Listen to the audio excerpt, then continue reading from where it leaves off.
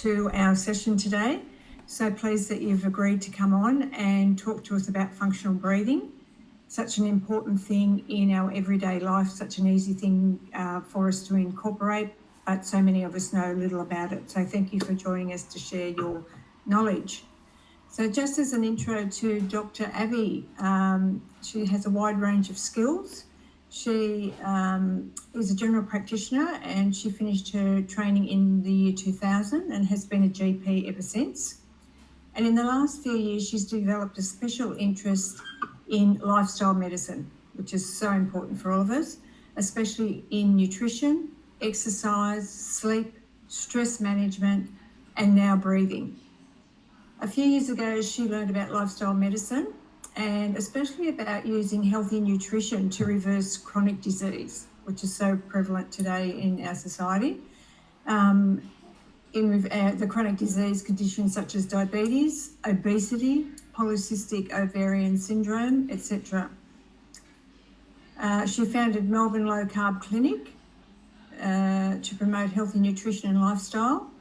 And she is also affiliated with the Low Carb Down Under Diet Doctor and accredited as a metabolic health practitioner with the Society of Metabolic Health Practitioners. So well qualified and lots of knowledge in this area. In the last 6 months, she's also developed an interest in breathing through the work of treating patients with improving lifestyle and nutrition. She undertook the functional instructor training course by the Oxygen Advantage. She now incorporates functional breathing into clinical practice. She now educates widely about incorporating breathing practices, exercises as a part of treatment to improve a patient's lifestyle. Such a great thing to incorporate. And on the other side of Dr. Avi, she's a very fit person. So recreationally, she is an avid runner and she's run 2 full marathons and walked 100K for Oxfam Challenge, which she successfully completed. She's incorporated functional breathing into her physical training and reaped heaps of benefits. That would be a great thing to hear about today, Dr. Avi, as well. Recently, she's started to run small groups to focus on workshops to educate people about functional breathing and how it can help with well-being, calming the nervous system, to stimulate the vagus nerve, improve focus on concentration, and to get better sleep. That is what so many people need in today's world. So with that said, Dr. Avi, and that great credentials behind you, I'll hand over to you to lead into talking to us about functional breathing today and all those areas that I've just covered there. Thank you, Gail. Thank you for having me and inviting me to talk to your group and the wider audience about the importance of breathing. So about 6 months ago, I looked into the science of breathing and how we can improve our breathing. I didn't have much expectation on learning this, but I am very interested in all the aspects of lifestyle, including nutrition, sleep, stress. And then I just decided to read a book called The Oxygen Advantage by Patrick McKeown, and that's how I got into this journey. I learned about the science of breathing, that most of us breathe too much. So it's like if we eat too much, we are not well. We get overweight, we have too much fat, and then we build up fat, and then we don't get healthy. The breathing is very similar. So if we breathe too much, we actually aren't healthy because we have hyperventilation and we breathe out too much carbon dioxide. So I've come to learn that the science of breathing is carbon dioxide is much more important than oxygen in stimulating our respiratory center. So if we have too much, if we have too little carbon dioxide, which means we're breathing out our carbon dioxide too much, and which means we're hyperventilating, then we have our blood carbon dioxide level is too low, which means that our blood becomes quite acidic. So if the blood is acidic, the hemoglobin molecule actually wants to hold on to our oxygen molecule more.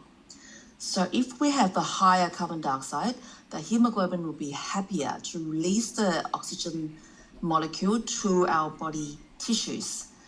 So we actually want to have a higher carbon dioxide level, so the hemoglobin will carry the oxygen and release it to our body, to our muscles, our tissues, and we actually get more oxygenation in our body tissues if we have lower carbon dioxide. So we don't, in another word, we don't want to breathe too much. Interesting. And interesting as to how that releases a greater level of oxygen then to the tissue. That's right, yes. So we want to try and teach our body to tolerate a higher carbon dioxide. Right, okay. In doing that, we want to not be hyperventilating, not breathe too much, slow down our breathing, and breathe correctly into our diaphragm rather than our chest muscles, and slow down the amplitude of our breathing to lighter breathing, smaller amplitudes, and less breaths a minute. Okay. So this would take quite a bit of practice. Yes, absolutely, yes. So what we can do is we can incorporate breathing exercises into our life and be breathing aware. So learn to be breathing aware at all times. The more we breathe through our nose, the more we breathe better, breathe properly, and there's about 30 functions of the nose. And the nose can help us with moisturizing the air, humidifying the air, and improve immunity, and makes the flow less, smaller amplitude, reducing the help to so we don't breathe out the carbon dioxide as much, and we get tolerant to more higher level of carbon dioxide. So we teach our body, teach our chemoreceptors to tolerate the carbon dioxide more. Right. Okay. So first of all, we breathe aware, breathe through our nose all the time, even when you're concentrating, doing something, distracted. Even when you're exercising, the more we learn to breathe through our nose, the more we tolerate more carbon dioxide. And even at night, if we practice breathing through the nose, then that can help to reduce snoring, improve sleep, and teach our chemoreceptors to tolerate the carbon dioxide.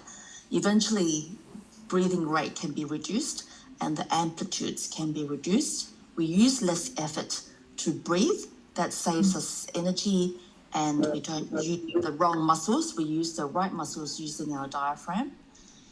Improve our sleep, improve our concentration, lots of benefits. So this would be something that it's like we exercise our muscles. It's the same thing. We exercise our body for health. It'd be exercising, and it'd be particular exercises that we would have to go through. Yeah, absolutely. First of all, I usually talk about measuring a BOLT score. So BOLT score is a test that you can measure yourself very easily at your own time. It's called body oxygen level test. So what you do is you get a timer ready, so you can have a phone and have a timer, and when you're ready, breathing out and then hold your breath, and then measure the time from the start of holding the breath. Right. The first sensation that your body wants to breathe, that is the time that you have to stop the clock. So stop the watch.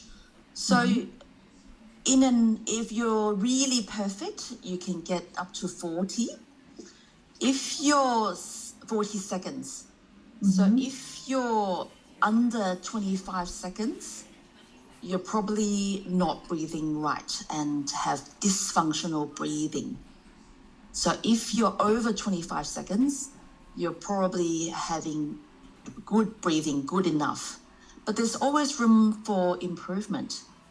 So if you measure your bolt score is about 10, then that's pretty bad. You're probably struggling to breathe, have noisy breathing, and have a very high respiratory rate.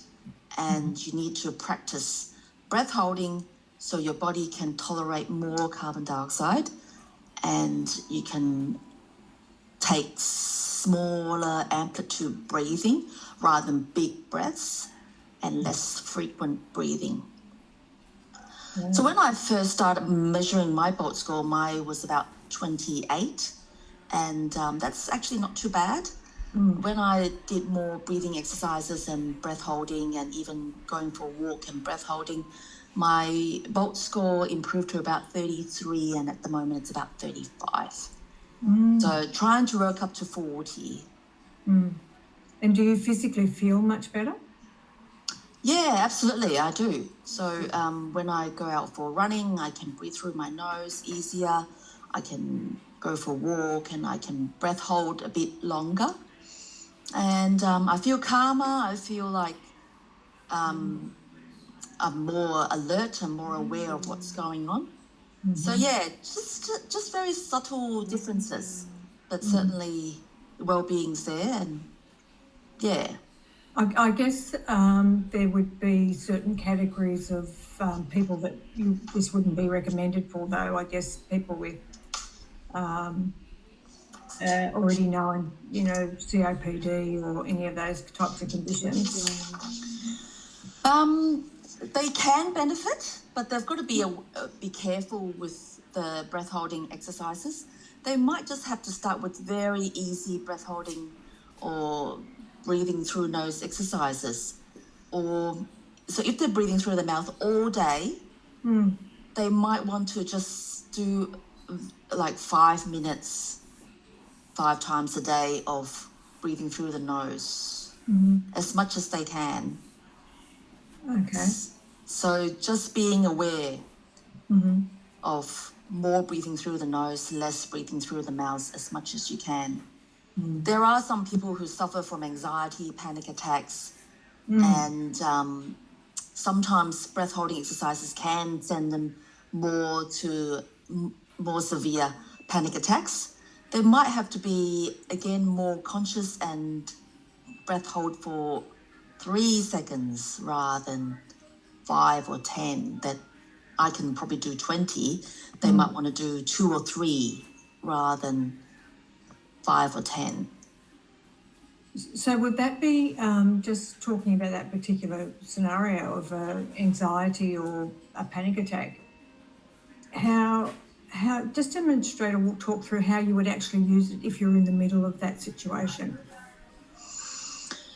If you're in the middle of a situation of panic attacks and anxiety attacks, you can actually switch your attention to paying attention to your breathing and try and shift your focus to not panic about or thinking about the panic attack. So sometimes just slowing down your breathing can be helpful, so not to worry about breath holding exercises. The inspiration increases heart rate. Expiration actually slows down your heart rate. So working on shorter inspiration and longer expirations. So maybe 2 or 3 seconds breathe in and then 5 or 6 seconds breathe out. Paying attention to breathing can actually practice your mindfulness, and practicing breathing may be able to help to reduce the panic attack and slow down the panic attack.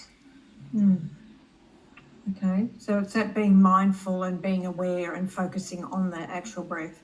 Yes, absolutely. I would also suggest not to just do this when you're having an exercise anxiety attack or panic attack, but to just practice during the day as well. So the more you practice, the more you get better at it. If you have a low BOLT score, the Oxygen Advantage program suggests you to do this 5 or 6 times a day, every hour. So even if it's just 5 or 10 minutes, the more you practice when you're not anxious, the better you are at it when you're anxious. So it doesn't have to be a blank mind that you'll get the thoughts out of your mind. If there's thoughts coming in, it's actually okay. That's normal. Doesn't have to be perfect. The more you practice, the better you get. Okay. Yeah, that's very good advice, because then you're prepared, I guess, for when you are in that situation, you know what to do, much more easier. Yes, I think so. So with that, just in those situations, how does it help the overall body's health by focusing on our breathing and breathing correctly? Yeah, the more we practice breathing correctly, practice mindfulness, it stimulates our vagal nerve. The vagal nerve is our 10th cranial nerve it's called a wandering nerve that goes from the brainstem down to our bowels and innervates lots of other bodily organs as well. So the more we stimulate our vagal nerve, the more it calms us down and stimulates our parasympathetic nervous system. So this parasympathetic and the sympathetic nervous system is 2 separate autonomic nervous systems that balances out each other. The more we have sympathetic drive, the more we should increase our parasympathetic to balance it out. So in the modern day, we rush around, drop off, pick up, and appointments, medical appointments. We're rushing around everywhere. There's lots of phone calls, notifications. So there's lots of stress going on, and sometimes we can't control it. The sympathetic drive is very high quite often. That's a flight body response. So if we try and work on increasing our parasympathetic nervous system, improving our vagal nerve, this vagal nerve also supplies our gut. It improves our gut health. We work on improving rest and digest. Our gut health works better, and the bacteria in our gut microbiome actually functions better as well. Then the more we practice breathing, improves our parasympathetic, improves our vagal nerve, vagal tone, and we can balance it out, the sympathetic drive. So I think it's so important. Yeah. So that's affecting every organ, really, isn't it, in our body? I think so, because we can improve our blood vessels. We can open up our blood vessels as well. So that can reduce blood pressure, reduce hypertension, reduce inflammation. So inflammation, we live in a highly inflammatory environment, which includes our foods, our stress, and lack of sleep, sedentary lifestyle. Those things all increase inflammation. If we can improve our vagal tone, improve our gut health, and improve rest and digest, that improves our inflammation and it reduces our risk of chronic conditions as well, and helps to reduce our blood sugar, regulates our gut health, so many things. Very, very important. So what about things such as, you spoke there about polycystic syndrome and reproduction. How does it affect that? How can it help there with the polycystic syndrome? Yeah, polycystic ovarian syndrome is an insulin-resistant disorder. So part of it is genetics, so quite often we inherit it from our mother, but it is also increased risk with our environment, with stress and also the nutrition with too much carbohydrates. So with improving our stress, improving our nutrition, reducing the improving vagal tone, improving parasympathetic nervous system, it can improve our hormones and improve our insulin sensitivity, and the insulin will be working a bit better. We call it more insulin sensitive. Then we can improve our rest and digest and regulate our hormones. With all these, so it's not just breathing, it's also nutrition, stress, sleep. With all this, I've seen women with polycystic ovarian syndrome, periods get more regular, they can regulate their blood sugar better, they even have babies when they previously struggled to have babies. Very rewarding. So it's a really a total body balance by the sound of it, with all those different facets you're discussing, not only the breathing, but the nutrition, diet, and even managing stress and mindfulness, all those things combined. Yes, I think so. I think it's so many pillars that we can work on. Sometimes it's working on one thing at a time, or maybe small steps in each of the pillars, then we progress a little bit in each of the pillars that we can work on, and we work on improving our overall well-being. So that's affects all disease processes, doesn't it really? Absolutely. We've come to understand the top 10 chronic conditions are all related to inflammatory lifestyle, and working on all these can certainly reduce our chances. Do you think that there's enough general education in the in Western medicine about these other facets of managing your health, rather than looking at medication or investigations or whatever? I personally feel there should be a broader education available. What's your view on that? I agree. I don't think there's enough education at all. I came out of medical school. I really don't remember a lot of education about lifestyle medicine. The more I've looked into it, the more I think it should be the first line that we talk to patients about. So now I talk about nutrition. I ask them, how's your eating? Is there much sugar in processed foods? How's your breathing? Do you breathe through your nose or do you breathe through your mouth? Maybe you can concentrate breathing through your nose a bit more. How's your stress level? If you've got lots of stress, that might be the reason why your diabetes is out of control. That might be the reason why you're not sleeping. Some people don't sleep because they don't think it's important and they're not prioritizing the sleep. They're going to bed late, or they want to watch TV or scroll on the phone. So I think we should talk about all these first before we consider tablets like antihypertensives or blood pressure tablet, diabetes tablets. And we give them a chance to heal with improving lifestyle. Yeah, that's excellent. Do you have a routine or a ritual that you practice yourself each day to incorporate some of these techniques? Yeah, so I tend to wake up 5:30 or 6 o'clock in the morning now, and I like to do a 5-minute meditation, just listening to my breathing, and it's just slow breathing and trying to concentrate on listening to breathing. I have an app called the Insight Timer, and sometimes it's just a tone that I listen to. Sometimes after that, I measure my BOLT score and see how it's at. It's about 35 at the moment, and I like to see it improve over time. Then during the day, I do an exercise after measuring BOLT score. So sometimes it's weightlifting, sometimes I go for a run. So I do this 6 times a week, and one day on a Monday it's a rest day. During the day I go to work, and then my watch alarms me at 12:20.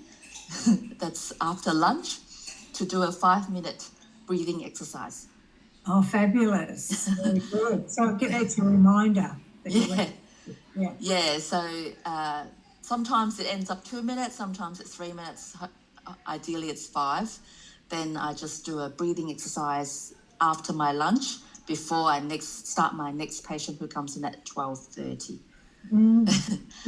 Then I do my normal thing, cook dinner, go to bed. Before bed, I try to do about 5 minutes breathing exercise before I fall asleep, just lying down, close eyes.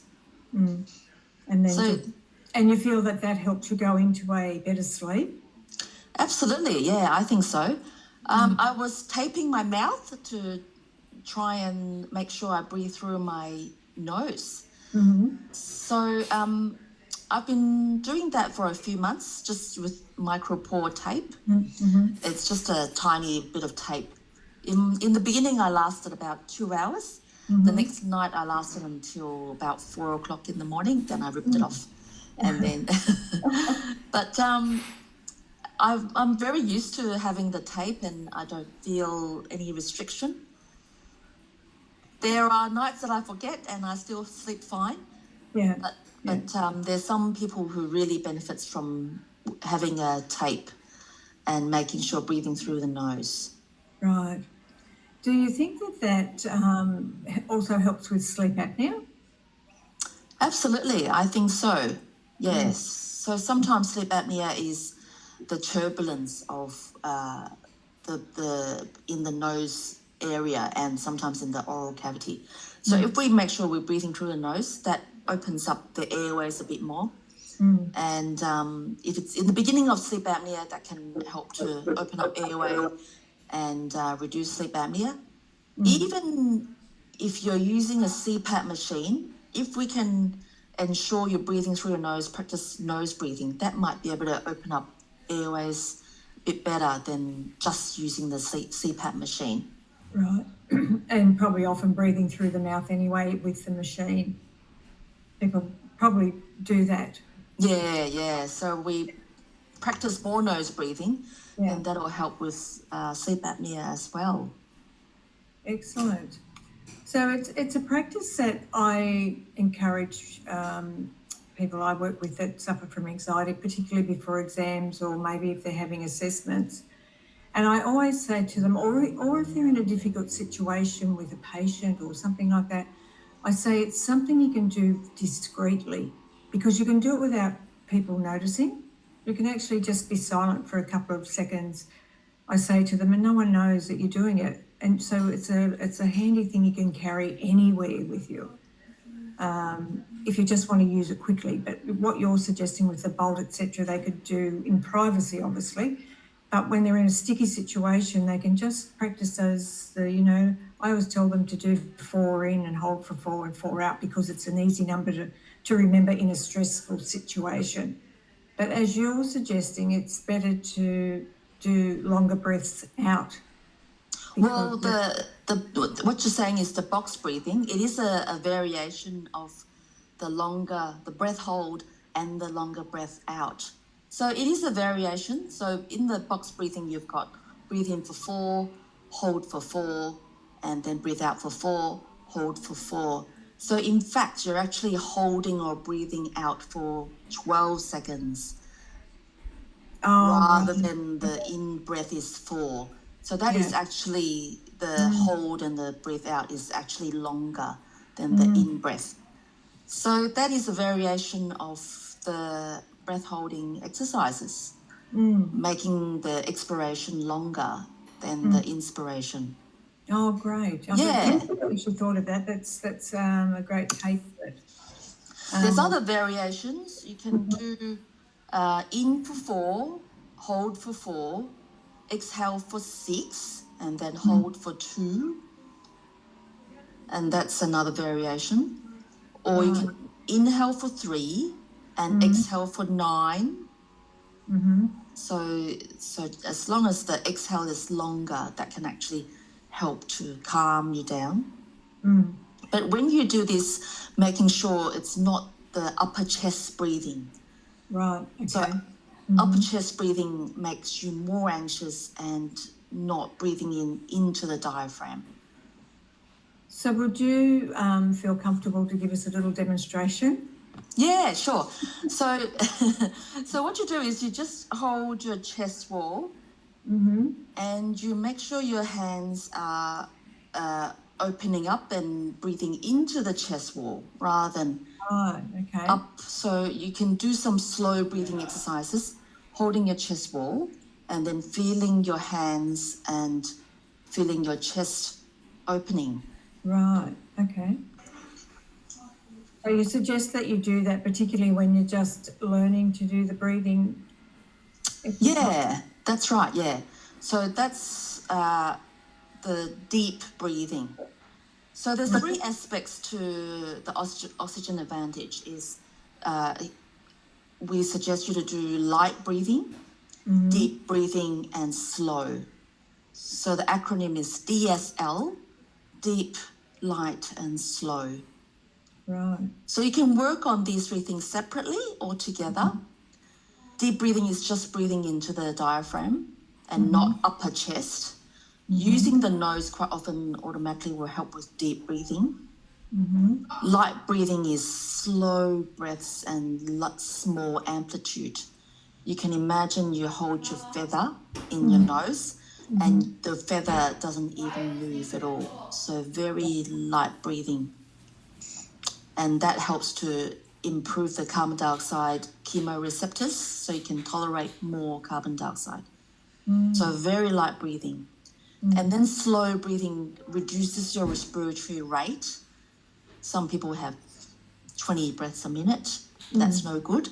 Ideally, 5 breaths a minute is much, much better than 20 breaths a minute. So what's the average? What would be the average person's breath per minute? I think about 10 or 12 or Right. even 14, 15. If you work on less breaths like 5 or 6, that is the ideal. Okay. So that would take quite a bit of practice for the person that's new to it and not familiar with ways. Yeah. Yeah. Can you just cover off then, this is going a little bit left field, but when you're doing exercise, like you're a runner, so how do you incorporate this when you're running? Yeah. The first thing is to make sure you're breathing through your nose with all the easy things that you do. So when you're walking, when you're going for a walk, breathe through the nose all the time. When you're going out for easy runs, as much as you can, breathe through the nose. And the more practice, the easier it gets. Then sometimes if you're doing high intensity, it might mean that you have to breathe through your mouth. But the more you practice, the better you are at it. And most of my easy runs, I can do 5, 10, 12 kilometers breathing through the nose. But with park run, I want to go faster, and that's a little bit of a challenge. So sometimes my first kilometer or 2 is nose breathing. Then I struggle and I end up breathing through my mouth, and I don't stress out about it. And is that something you would work towards improving, or would you just accept that as being okay? I would want to work on improving. The more I breathe through the nose, the more I should be able to do that. Depends if I've got something that I'm training for, or if I'm just running for pleasure and it's just for mental health, and then nose breathing all the time. Okay, that's fantastic, Abby. So I just want you to recap now, just in general, how this functional breathing helps in overall health with all chronic diseases, with better rest, etc. Yeah, so I think this breathing is so important that we are aware of it, that we should try and be aware for ourselves as well as our patients, that breathing too much is no good. And we're breath aware during the day, breathing through your nose all the time when you're doing stuff, when you're exercising, and even sleeping. And we can be aware that we can improve our well-being by improving our breathing and doing exercises. That helps with improving our concentration, improve relaxation, reduce inflammation, improve our gut health, and even help our mind function better, even lose weight and improve our well-being as well. So many results, many great benefits from such a simple, natural process. Absolutely, yes. I think it's one of the pillars of improving lifestyle, and it's so easy. Just have to be aware of it. Yeah. Okay, well, thank you so much, Dr. Avi, for that great information. Do you actually run classes or anything like that yet? Or Yeah, a couple of weeks ago, I started my first workshop on functional breathing. It was just a couple of hours workshop, and I got my participants to do breathing exercises, and I talked about the science, and I gave them a handout. It's they said it's so great, and they've learned a lot, and they're more aware.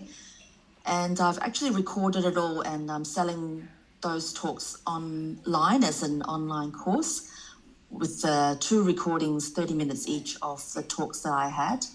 okay. And so this is an online course that I can sell for $49 on my website. And obviously they just go to your website to purchase it. That's right. They can purchase the course and they can listen to my talk, and there's exercises, there's the handout, and they are also welcome to email me for questions. Great. Thank you so much, Dr. Avi. So much information, and obviously you have a body of other information that we could probably discuss on another day. Yes, thank you. Thanks for having me, Gail. My pleasure. Thanks, Avi. Thank you. Yeah.